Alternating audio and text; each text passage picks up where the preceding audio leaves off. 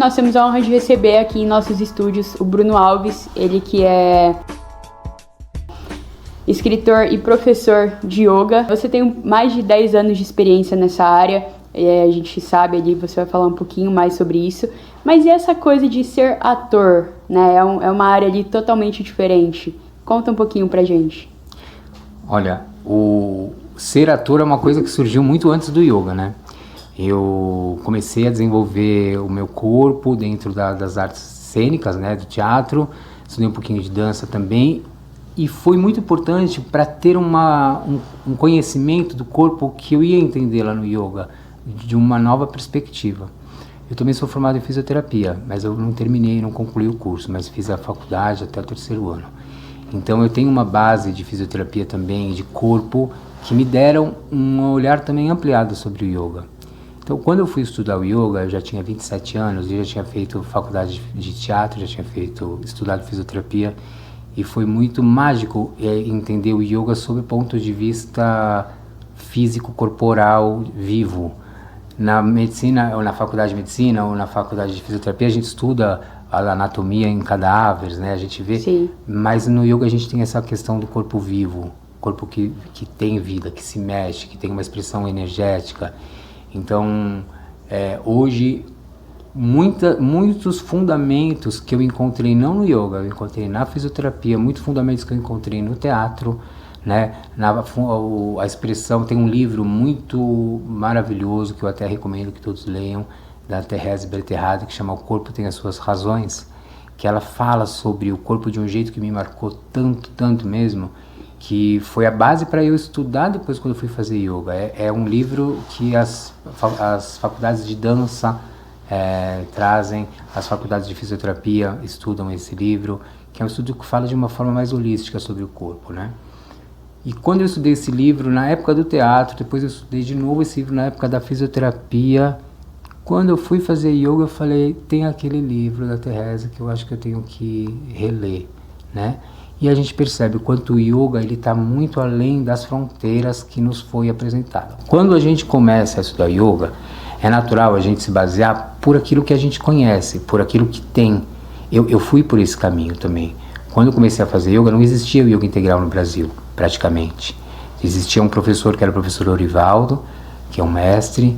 O mestre Orivaldo faleceu recentemente e ele foi uma pessoa que falou um pouco sobre Sri Aurobindo, estudou, embasou muita coisa em Sri Aurobindo dentro da filosofia dele, mas ele não fundou uma escola de Sri Aurobindo, né, uma instituição que formasse exclusivamente essa filosofia.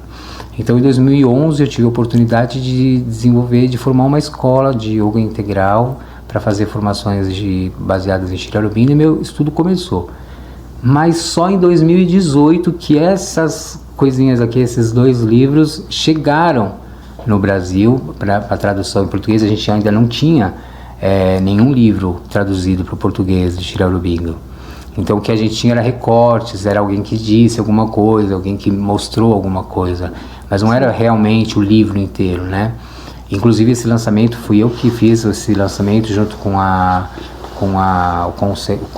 consulado, né, da Índia, foi lá na minha escola, lá em Guararema, em 2018.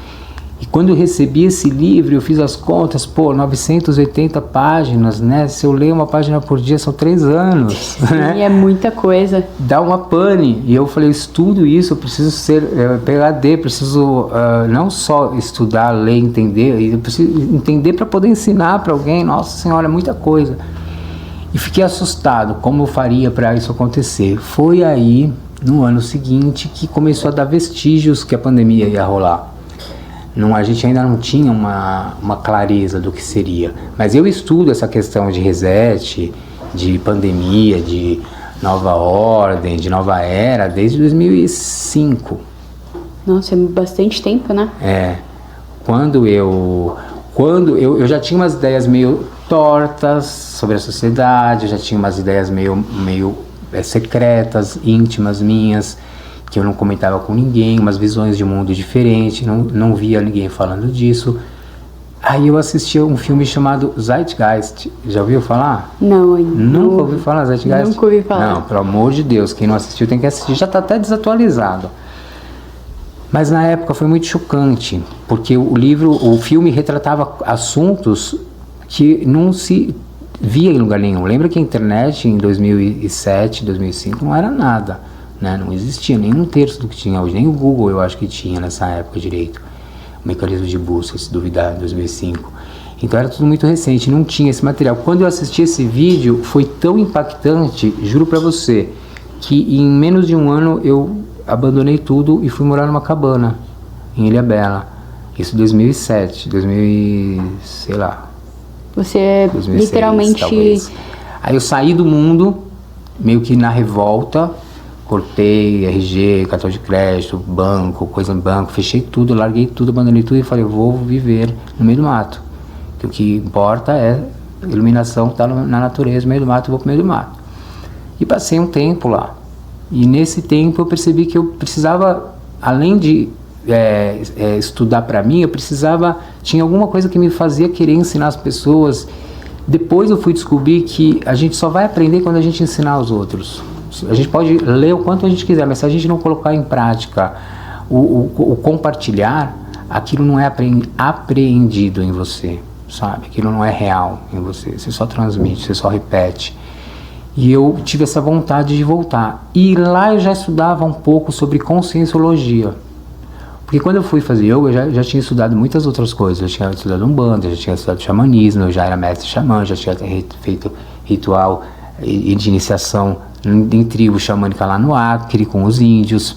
E eu já tinha rodado um bom percurso de vida, eu já tinha batido bastante a cabeça, né? Nunca me enxerguei em nenhum outro lugar. Então quando eu encontrei o yoga, eu falei, nossa, é o meu lugar que achei um lugar, algo para fazer nesse mundo, um sentido para minha vida, porque eu sempre busquei muitas coisas, busquei Deus sempre, desde que eu nasci, nunca me senti nesse ambiente de uma forma natural. Desde pequeno sempre fui super difícil, super fora muito da realidade. As pessoas, minha mãe até fala, que mundo que você vive? Hoje eu gosto quando alguém fala para mim, que mundo você vive? Porque é ótimo que alguém percebeu que não participa do seu mundo.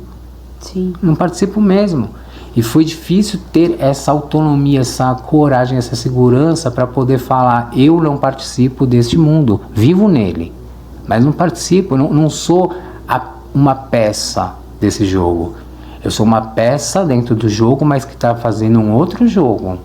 E é isso que a gente tem que despertar. O grande reset, ele vai abrir a nossa mente para a gente entender que o sistema não pode ser quebrado. Porque eu quero pão na padaria amanhã. Minha mãe precisa de remédio, entende? São coisas do sistema. São coisas que eu quero muito que tenha pão amanhã, pelo amor de Deus. Não fala que não vai ter pão, que eu morro, né? Antigamente eu morei muito tempo no interior, cabana, não sei o que você para comprar um pão, cara, era um negócio assim, alguém tinha um carro, uma moto, pelo amor de Deus, para comprar um pão, e tinha que andar, e era longe. Agora eu moro em São Paulo. E tá sendo interessante essa experiência de voltar para São Paulo depois de tantos anos vivendo assim meio que no meio do mato. Eu achei que eu não ia conseguir. E quer saber? Você acha que eu gostei ou não gostei? Eu não sei, né, mas por conta não estou no seu mundo, mas estou aqui, acredito que estar longe foi melhor para você? Longe da onde? Daqui, né, no interior, no mato. Eu ainda continuo vivendo no interior em mim. Você acredita que eu Sério? ainda vivo Em São Paulo? Nessa loucura? Nessa loucura. Eu ainda estou na caverna. Às vezes eu fecho o olho e falo caverna, modo caverna. Eu passei 10 dias numa caverna em São Tomé das Letras. Logo quando começou a pandemia. Mas quando começou a pandemia, eu fechei a escola. Ih, muita história. Vamos lá, vamos começar pela escola. Eu fechei a escola em 2020. Recebemos Shri Aurobindo nas nossas vidas em 2018, final de 2018, a minha vida virou um reboliço, eu meio que parei de dar as aulas, eu falei, enquanto eu não entender tudo isso que está escrito aqui, eu não consigo sossegar. E a escola também começou a entrar num processo de turbulência muito grande, comecei a me estressar absurdamente. Eu falo que eu fechei uma escola de yoga para poder fazer yoga, você imagina, né? O nível de estresse, a escola tomou proporções muito maiores do que eu poderia suportar, do que eu podia imaginar, né? E precisava de fato fazer esse start novo na escola, né? Era necessário, eu precisava muito de um tempo para ler esses livros. E olha, foi a coisa mais incrível de todas, que o universo deu um tempo. Falou, voltem para suas casas, fiquem cada um nas suas casas, não saiam de casa, está tudo fechado. Eu fiquei preso para fora. Quando fechou tudo, eu tava minha mudança toda numa Kombi, eu na estrada e não conseguia entrar. Nossa, nas cidades. Você ficou vagando por aí com uma Kombi uma semana, no meio da estrada. Nas estradas, tentando entender para onde eu ia. Fui para várias cidades.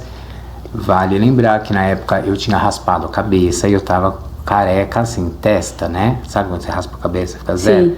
Fiz uma tatuagem enorme na cabeça de uma mandala. E as pessoas ficavam assustadas. Tipo, que esse cara, ele tá fora da cidade, ele quer entrar na minha cidade. Careca, e quem é tatuado, ele, né? Sei lá. E dentro desse tempo, né? Nesse tempo que você esteve na estrada, tentando encontrar um caminho ali, a gente sabe que essa escola que você formou mais de 600 pessoas, correto? Sim. Como que foi para você nessa experiência de formar tantos professores e criar um impacto para esse segmento, né, para essa comunidade de yoga aqui no Brasil, que a gente sabe que esse assunto ele não é algo que a gente tem abrangente, como você falou inicialmente, são cortes que a gente encontra por aí sobre esse assunto.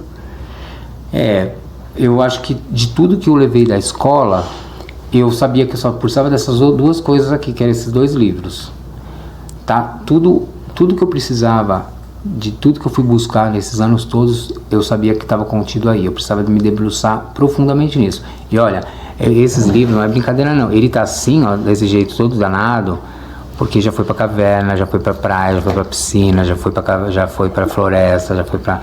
E é um livro que tá todíssimo grifado, todo rabiscado, tá vendo? É um livro estudado, não é um livro assim, tipo, que você pega, está aberto, a pessoa nunca usou, né? É um livro que ele é todo, e eu risco mesmo. Eu acho que livro você tem que riscar, tem que rabiscar. E aí eu percebi que eu precisava aceitar essa pausa para produzir alguma coisa, e parei. E voltar para São Paulo, se você quer saber, eu adorei, porque eu achei que eu não ia conseguir viver mais na cidade. Mas foi o contrário. Eu comecei a ver a beleza que existe nessa cidade, a facilidade que existe na cidade, a forma de viver que existe nessa cidade. Hoje eu vivo num lugar legal, estou morando num lugar bacana, com contato com a natureza. Passeio com o meu cachorro todos os dias, ando 6 km por dia com o meu cachorro, diariamente. Antigamente eu não fazia isso. Na grande cidade que é São Paulo. No meio da cidade tem uma avenida enorme ali, eu ando com o meu cachorro todos os dias. Hoje agora ele está lá me esperando, porque eu não vou passar com ele agora, mas todo dia.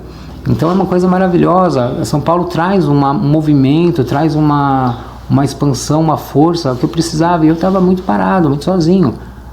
A gente fica muito isolado. Então para mim foi maravilhoso, eu achei muito incrível perceber São Paulo. Ao mesmo tempo foi muito assustador perceber o quanto que as pessoas já estava sendo assustador quando eu vi que as pessoas estavam sendo coniventes do sistema, sabe, agentes do sistema, como a Matrix mostra, né, os agentes Smith. Sim. Quando todo mundo, a sociedade toda se transforma num agente do sistema, eu vi aquilo acontecendo, eu falei, meu Deus, tá todo mundo dedurando todo mundo meio que conflitando com todo mundo.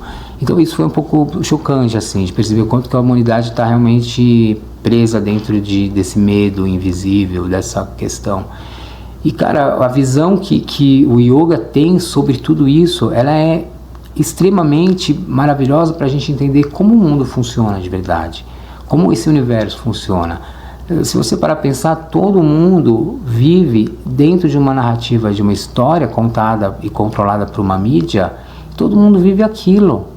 Mas eu estou falando de universo, estou falando de vida, estou falando de possibilidade de uma civilização que está nascendo, de um processo que a humanidade toda está passando de transformação, que não é um evento social, é um evento geológico, é da Terra, é cósmico, é um evento cósmico. Né? Você imagina que o universo ele não tem o nosso sistema solar, por exemplo, ele gira em volta de uma outra estrela central.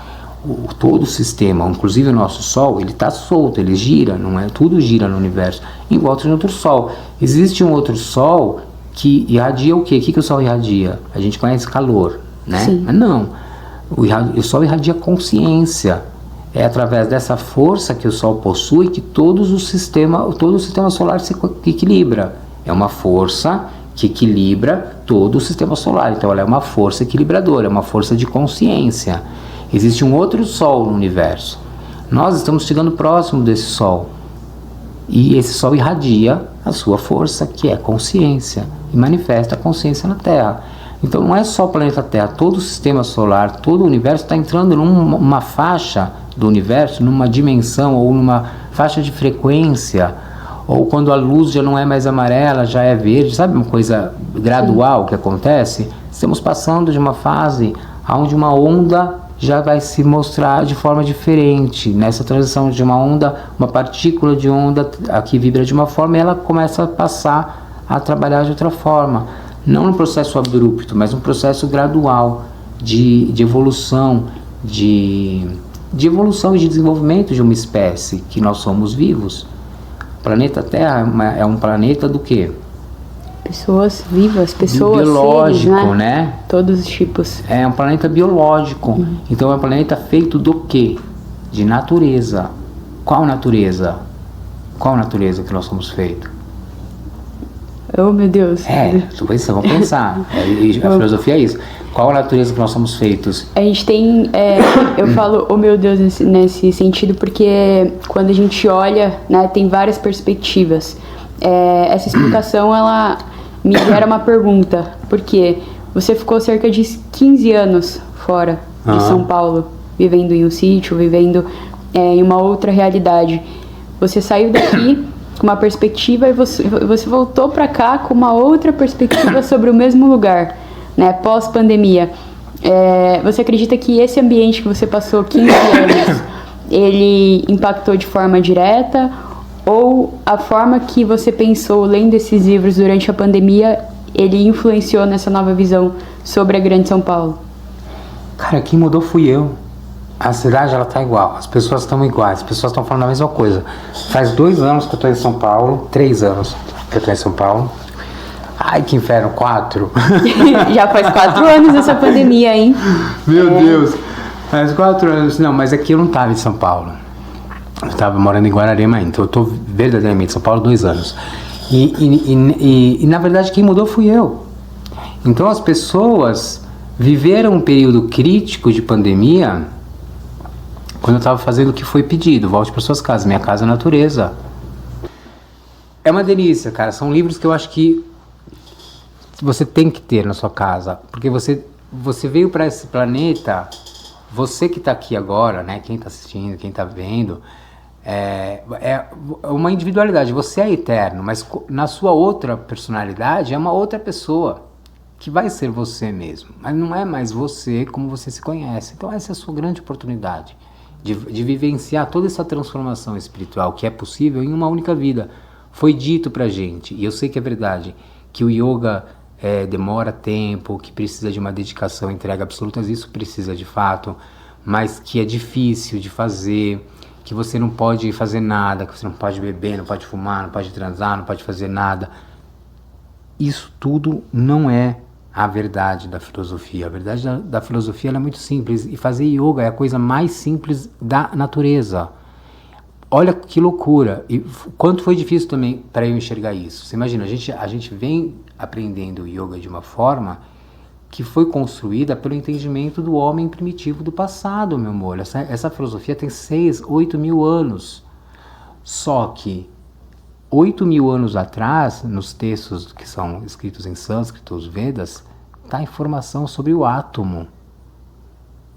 Lá eles sabiam sobre o átomo. 8 mil anos atrás, meu amor. A gente descobriu há 60 Sim, anos. É uma grande diferença. 8 mil, uma gigante diferença. Ele já falava sobre prótons, nêutrons e elétrons nos Vedas. Só que não tem o nome prótons, nêutrons e elétrons, lógico, né? Lá a gente vai usar uma outra terminologia para falar sobre esses estados da natureza, né? Que seria Sattva, Rajas e Gunas e Tamas. Tamas, Rajas e Sattva, que que são os 3 fundamentos de energia que vibram a natureza. Então, a ciência toda está embasada porque a ciência ela não inventa nada, a ciência não consegue inventar, a tecnologia não inventa, a tecnologia aprimora, a tecnologia melhora, mas ela não tem a capacidade inventiva. Isso é do ser humano.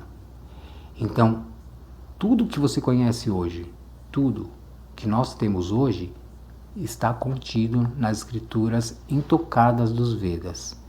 O problema é que elas não existem mais, e o que existem são contos e histórias de 8.000 anos sobre uma mente incompleta, incapaz, tentando achar sua própria verdade sobre aquele tema. Então você imagina a quantidade de gente que já não falou sobre isso no mundo todo. É uma coisa assim, tipo a Bíblia. Sim. Pior que a Bíblia, né? Porque a Bíblia só tem 2.000 anos, né? Essa daí tem 8. E são as mesmas histórias da Bíblia que tem nessa, que é muito anterior, né? A Bíblia é fichinha. Então já existe uma coleção de histórias sobre a humanidade anterior a tudo que a gente conhece. E tudo que a gente conheceu já foi o produto que o sistema nos deu. Olha que medo. Tudo que a gente aprendeu nas escolas, tudo que você aprendeu toda a vida, você vai comer, a beber, a transar, a ganhar dinheiro, a lidar com a doença, a ter dor de cabeça que eu faço, a menstruei que eu faço, a engravidei agora que eu faço, tudo que a gente faz, tudo que a gente conhece veio de um sistema meio que pronto, empacotado. Desde criança eu não entendia essa coisa do colégio, de ir pra escola aprender umas coisas que você fala, gente... Não vou usar isso nunca na minha vida. Eu já sabia disso com 5 anos de idade. Eu falava, não, eu não quero, não vou, não faz sentido. E aí você entende que essa humanidade que a gente vive hoje é uma humanidade que foi produzida por um sistema. Nós fomos produzidos para fazer o que nós fazemos. A gente acha que a gente escolhe profissão, que a gente gosta, mas a maioria das pessoas não trabalham com o que gostam, trabalham com o que se paga, trabalham pelo dinheiro. E aí, tem uma coisa que eu acho que é, e assim, eu gosto de falar de uma forma mais assim, incisiva, porque eu fico mais objetivo. A filosofia é muita viagem maionese, você pode viajar para muitas partes, mas tem uma sabedoria aí. Então, eu às vezes eu sou muito pontual. E tem uma coisa que eu gosto de falar quando eu começo um curso de autoconhecimento, eu falo, a primeira coisa que você tem que fazer no autoconhecimento, quer se autoconhecer? Quero. Primeiro de tudo, tem que ter uma cabeça boa, aberta, né, para não se ofender com as coisas, né, principalmente comigo, que eu falo umas palavras que são meio de baixo calão. Sim, as pessoas até se assustam. As pessoas até me processam. Quem é esse cara? Você não acredita. Eu adoro, inclusive. Mas eu falo, a primeira coisa você tem que identificar, quer falar de autoconhecimento? Então, a primeira coisa que você vai identificar, quem é a sua puta interna. Todos nós temos que identificar a puta interna. Olha Sim. Que incrível, olha que especial você pensar o autoconhecimento a partir disso. É um sabotador da categoria puta. Nada contra as prostitutas maravilhosas. Acho o trabalho delas excelente. Não é sobre as putas. É sobre essa categoria de alguém que te sabota. Que você fala, olha que puta. Sabe quando a gente fala isso? Sim. Tem alguém em você que te sabota. Primeira coisa é identificar quem é puta em mim. Eu não tenho uma puta, eu tenho uma Kenga. A minha puta é dona de cabaré, ela é dona de um reinado de putas. Eu conheço ela. Eu sei do que ela tem poder. E isso é o quê? Ruim ou é bom? É muito da perspectiva, mas... É força. Qual que é? É força. Bom e ruim, eu determino. Mas existe uma força. Se bobear, vira um cabaré. E aí você perde o controle. Quem me conhece sabe. E aí, lógico que as putas adoram. Imagina, se perde o controle, o que elas mais querem é isso. Elas querem o cabaré, elas querem a putaria, elas querem a vida no modo puta. Mas a gente vive uma vida que tem responsabilidades, que a gente tem regras, a gente tem que pensar numa sociedade, pensar no desenvolvimento futuro, entender o que estão fazendo com a nossa humanidade e o que é natural da nossa espécie. precisamos começar a perceber que a inteligência artificial vai vir para ajudar a gente, mas o homem, o ser humano, a mente humana não está pronta, não tem maturidade para entender a inteligência artificial ainda. Entende? Isso, o choque vai estar não nas máquinas, a gente tem que lembrar disso, as máquinas não são culpadas. Daqui a pouco você vai entender o que eu estou falando, vai dar merda, vai dar um pau enorme aí. E daqui a pouco, no futuro próximo, a gente tem que sempre se lembrar que as máquinas não são as culpadas. Os culpados são os homens que se apossam das máquinas para fazer elas determinar o que eles querem que elas façam. Entende o que eu quero dizer? Sim, ela é programada para fazer aquilo, né? E os resultados acabam... extrapolando. Sim. Né? Eles acabam... Perde do controle. Sim. Então tem coisas muito, muito interessantes. Mas você acha que essas inteligências artificiais, o pessoal, eles andam falando bastante que vai ocupar os trabalhos, né, as profissões. Deixa eu te falar. Isso até é uma coisa legal. Eu nem ia falar desse assunto que é polêmico, mas eu vou falar. Olha só que legal. Quando a gente estuda filosofia, a gente tem que partir de umas premissas básicas para a gente poder conversar, senão a gente não consegue falar, cada um vai falar uma coisa. Então, partindo das premissas básicas, e quais são essas premissas básicas? Da onde se tira essa premissa básica? Da natureza, da observação da natureza. Deus não está numa igreja, num templo, Deus não pode ser visto como uma pessoa ou uma figura. Na filosofia naturalista, Deus se transforma na natureza para que a gente possa viver nele, para que a gente possa viver na natureza.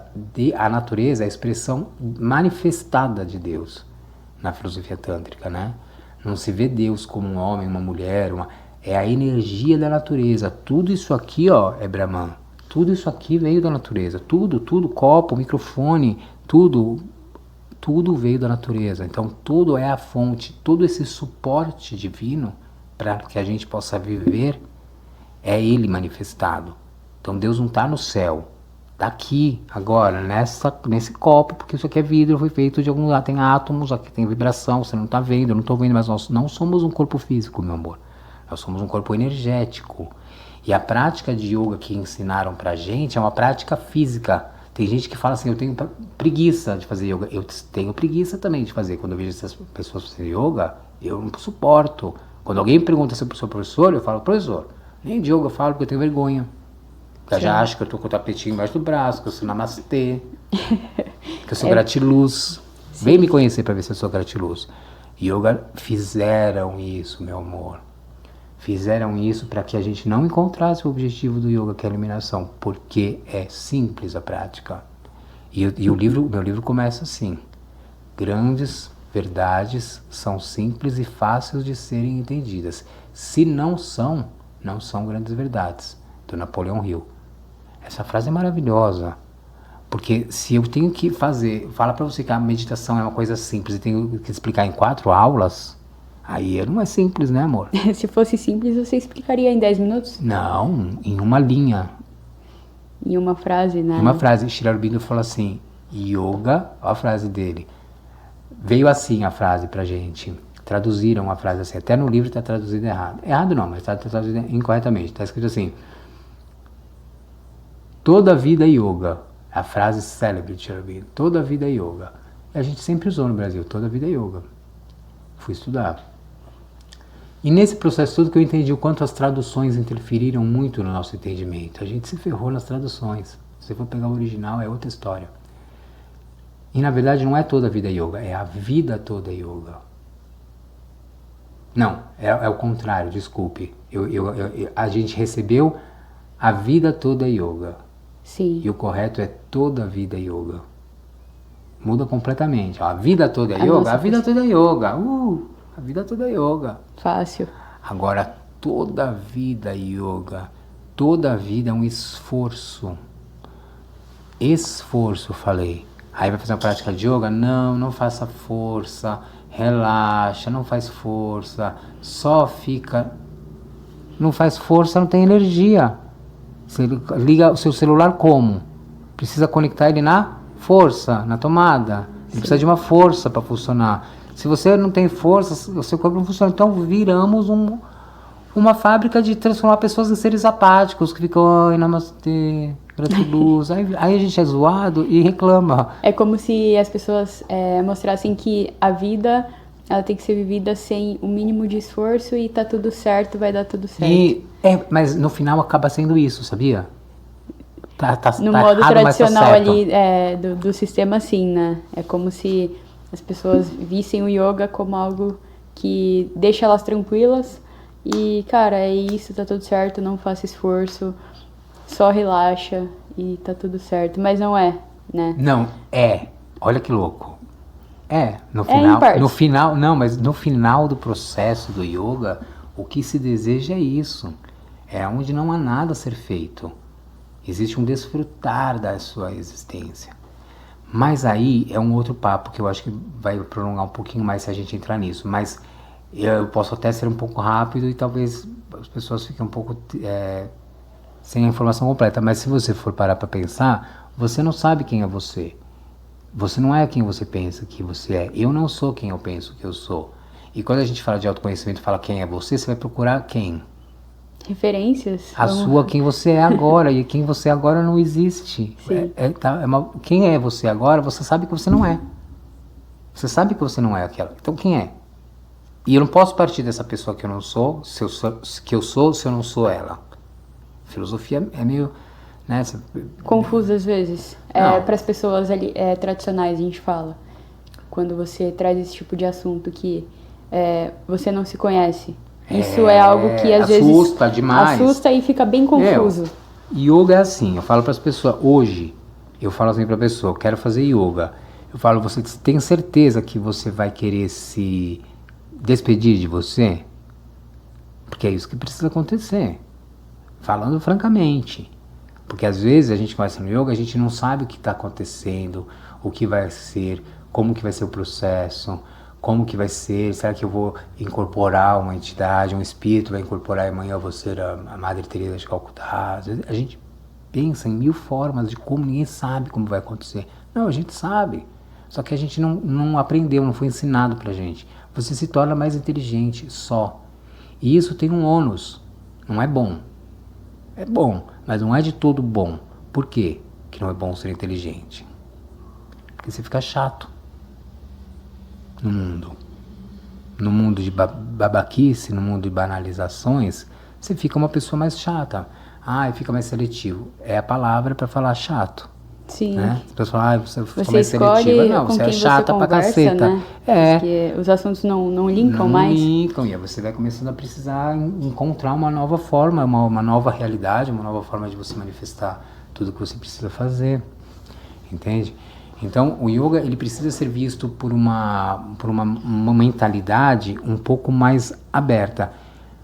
Acho muito importante a gente falar aqui sobre essa dificuldade da gente ter de enxergar a realidade e não a fantasia que a gente cria na nossa cabeça. Por exemplo, quando eu falo para você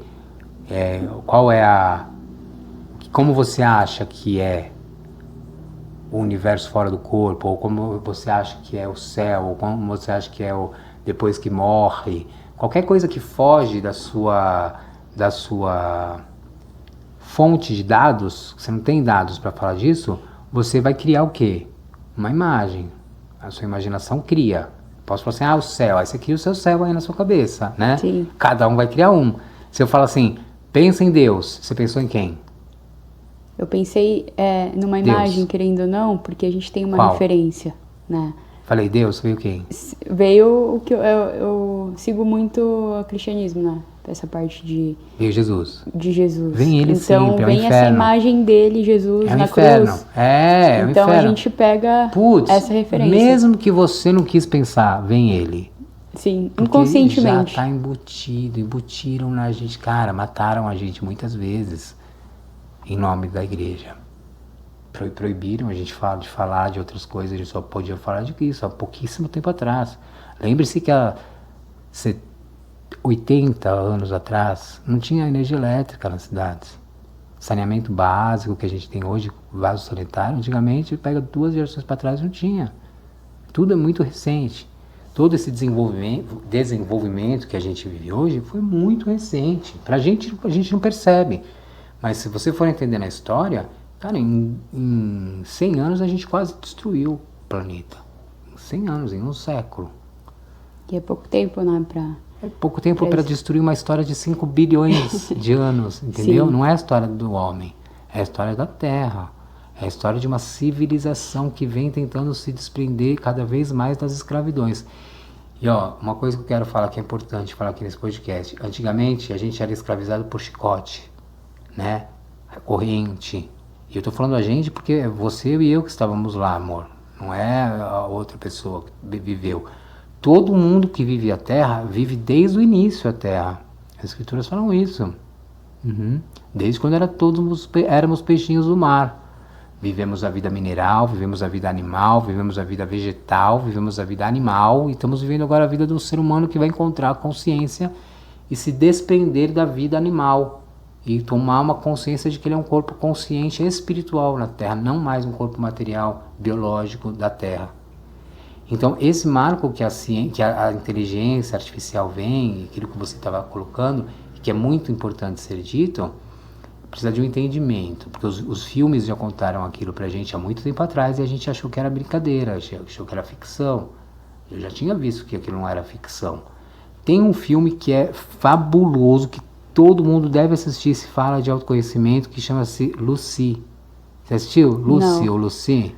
Sabe qual é? Não, nunca ouvi falar. Nunca ouviu falar? Não. Pelo amor de Deus, gente, Lucy, ou é Lucy. Lucy foi o nome que a ciência deu para a primeira primata encontrada do mundo. A mais antiga, o cadáver Eu mais vi um antigo. documentário sobre ela. Isso. Foi bem de relance, sim, faz bastante tempo, mas eu já me recordei sobre essa história. Teve essa história da Lucy. E a Netflix fez não foi a Netflix, mas tem um filme lindo, maravilhoso, assisti no cinema, inclusive com aquela atriz linda, que eu esqueci o nome, que chama a Lucy e fala de toda essa história evolutiva que eu estou contando. Só que no filme vai falar de uma história que ela ingere drogas no corpo, porque colocam nela, ela não sabia, ingere drogas, aquilo estoura e ela fica contaminada com aquela droga que faz o quê? Aumentar a consciência dela. Então mostra um ser humano ocupando 100% da sua capacidade cerebral. O yoga promove a iluminação. O que ilumina? O cérebro. Se ilumina do quê? De energia. Então no filme vai mostrar Lucy ocupando 100% da sua capacidade cerebral. Como seria um ser humano com 100%? E ela voa. Ela se desloca no tempo e no espaço. É uma loucura. E no final do filme, eu vou contar, óbvio, essa coisa de não contar spoiler é ridículo. Tem que contar, lógico. Sim, tem que contar. Quem inventou essa história? Inventaram esse negócio. Ai, não conta spoiler, vai se fuder. E no final do filme, o que acontece? Ela vira o quê?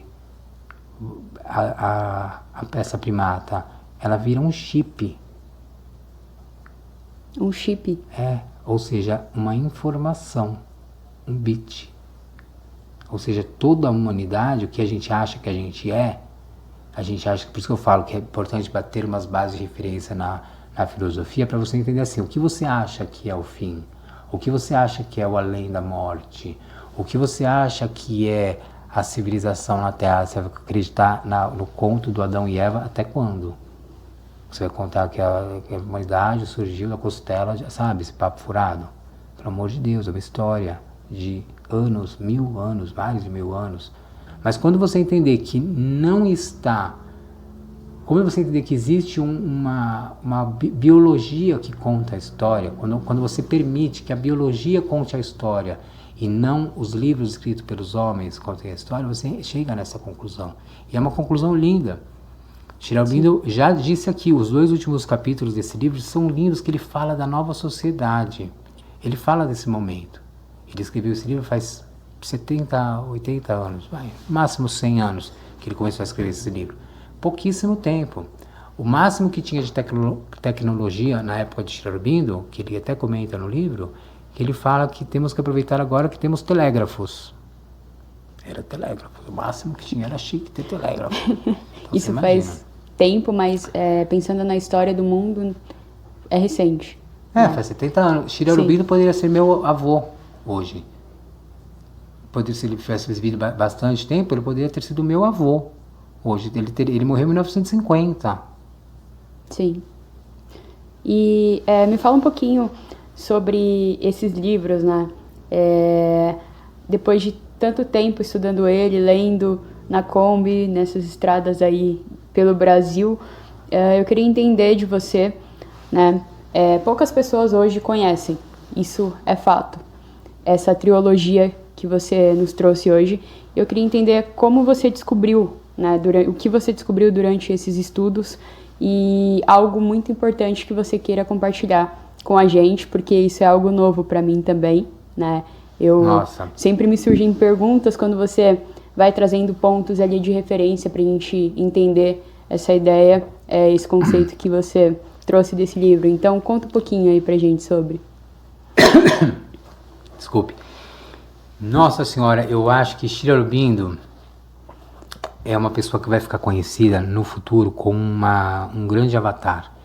Ele ainda não é reconhecido como um avatar. Mas por que eu falo isso? Porque ele escreveu sobre a nossa história. Ele desvendou o mistério. Não é que ele desvendou, mas ele consolidou, ele construiu um pensamento que explica o universo fora das fantasias do que as religiões contaram pra gente. De uma forma cósmica, de uma forma muito maior do que o que a gente poderia ter imaginado. Então, para começar, Shri Aurobindo vai mostrar qual história, por exemplo, uma outra história, qual história você conhece sobre a humanidade, sobre o homem? Tirando a história da Bíblia, do Normalmente universo. A gente pega essa como referência, né? E depois, se tirar essa, tem qual? Eu me recordo dessa, então é algo que Então, fica, tem. né? Não tem. Então, não tem. A gente entende como Isso. o início e tá tudo certo. E tá lá na Bíblia. Fala, tá lá na Bíblia, né? Ninguém duvida. Tá na Bíblia.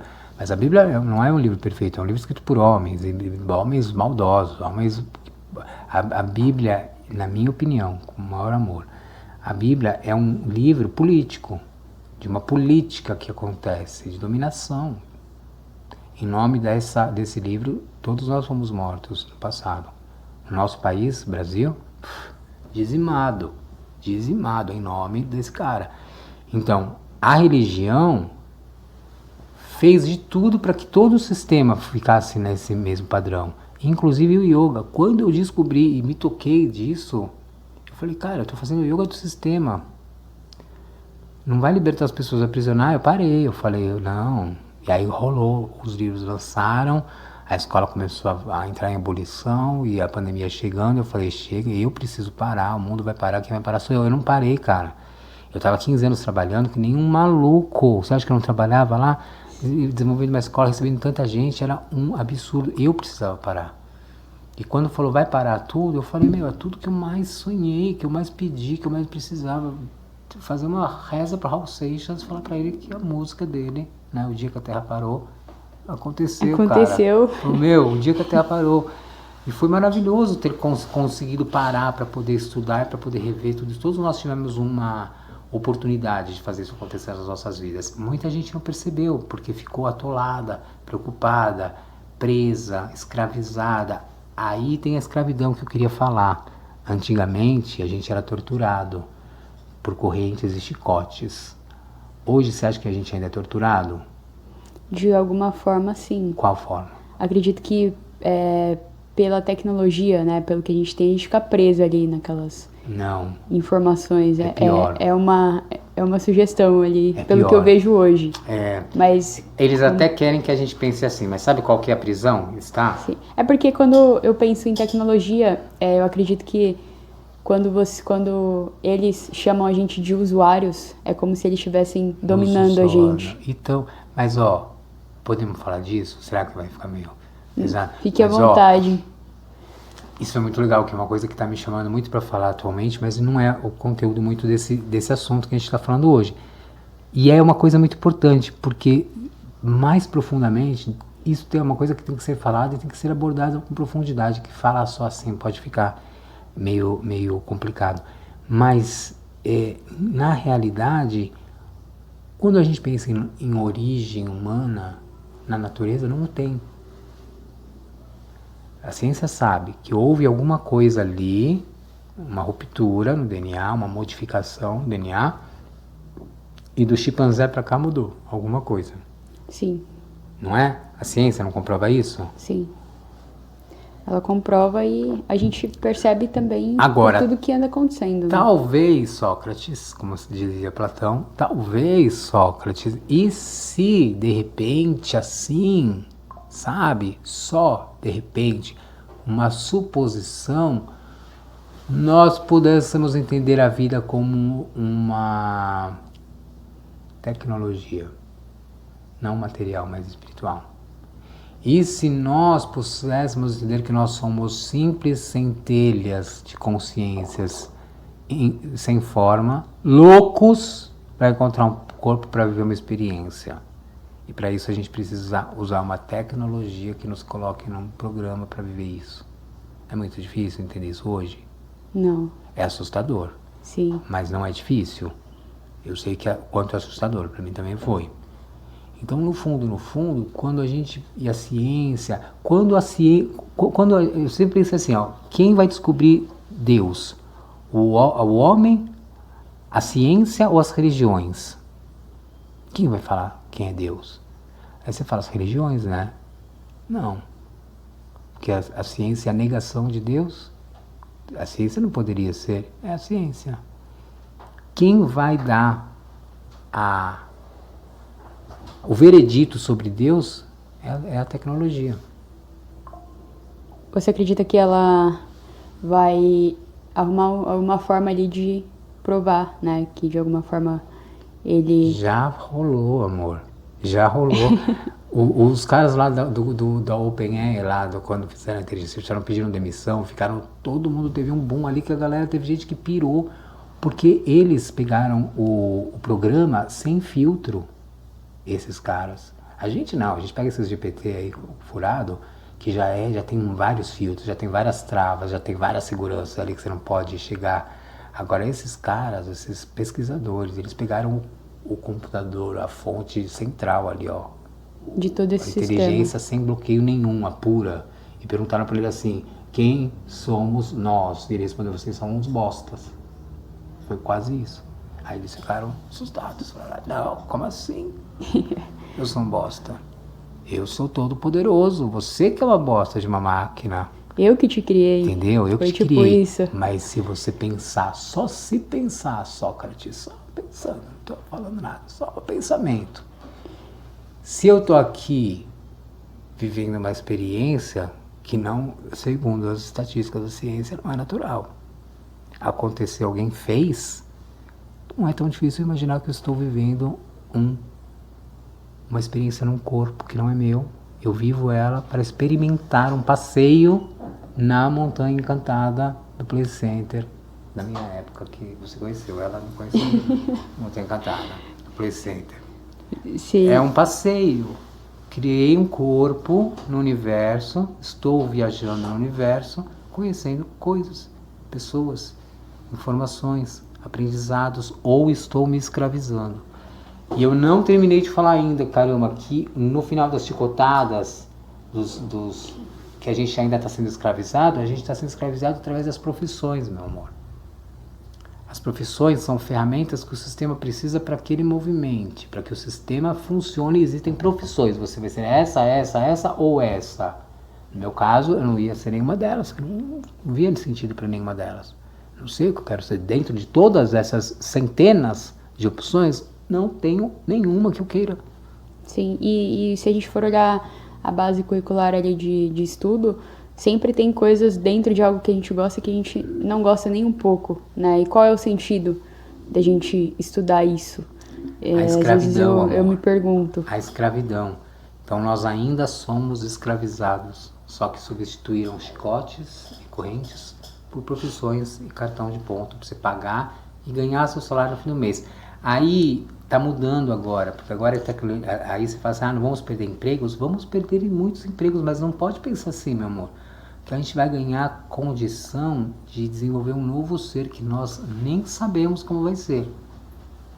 Então você imagina que hoje você tem uma estrutura física, e se a gente está falando, Sri Aurobindo está falando que a gente vai passar por um processo de transição de espécie, então animal, mineral, vegetal, animal, não, mineral, vegetal, animal, ser irracional, animal irracional, animal racional, e agora a próxima e última fase, que é o ser consciente. Que todo esse livro vai falar disso, desse ser consciente que se manifesta de dentro para fora. Então não adianta você fazer o yoga que você vai copiar a postura. E essa é a chave final, que eu acho que é mais importante. Eu fico triste quando as pessoas falam assim, ai professor, me passa uma série, ai eu quero fazer uma aula com você, como eu faço? Não tem vídeo, não tem aula que você pode ensinar. Eu sempre falo, você vai fazer uma aula comigo, eu vou te ensinar uma vez. É uma aula. Você vai aprender tudo. Em uma aula. Em uma aula. Porque é algo fácil. E você não vai aprender a fazer a yoga. E você vai aprender a ser professora. Você vai poder ensinar outras pessoas. Sim. Porque eu vou fazer você sentir o corpo. Depois que você sente, meu amor. É algo natural. Isso que você disse faz muito sentido. E eu gostaria de saber quais são as principais abordagens dentro dessa trilogia, falando de cada parte, né, dos livros, cada um deles. Como que você se conecta com cada um deles e o motivo, né, pelo qual você compartilha ele. Todo o conteúdo da trilogia é baseado nos fundamentos de Sri Aurobindo.